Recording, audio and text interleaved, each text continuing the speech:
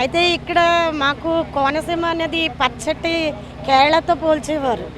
ఇప్పుడు చూస్తుంటే ఎక్కడికక్కడ మోడుల్లాగా కొబ్బరి చెట్లు మిగిలిపోయి వాతావరణ కాలుష్యం ఇంత జన నష్టం కూడా ఏమైనా జరిగిందో ఏంటో అని చాలామంది కంగారు పడ్డాము.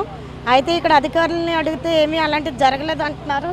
ఏదేమైనా కానీ ఇలాంటి మళ్ళీ పునరావృతం కాకుండా మాకు కోనసీమకి మంచి భవిష్యత్తు ఉండేలాగా అధికారులు నాయకులు కూడా చూడాలి.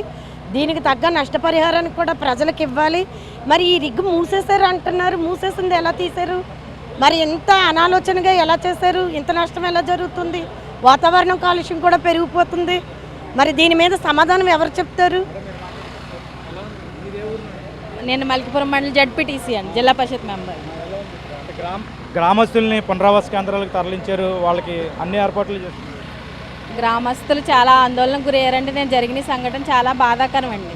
ఎందుకంటే రిపీట్గా జరుగుతూనే ఉంది మా కోనసీమ జిల్లాలో. అయితే ఇది వైఎన్జీసీ డిపార్ట్మెంట్ ఖచ్చితంగా బాధ్యత వహించాలి. ఇటువంటి సంఘటన ఎప్పుడు జరగకుండా కూడా తగు చర్యలు తీసుకోవాలని మేము కోరుతూ ఉన్నామండి.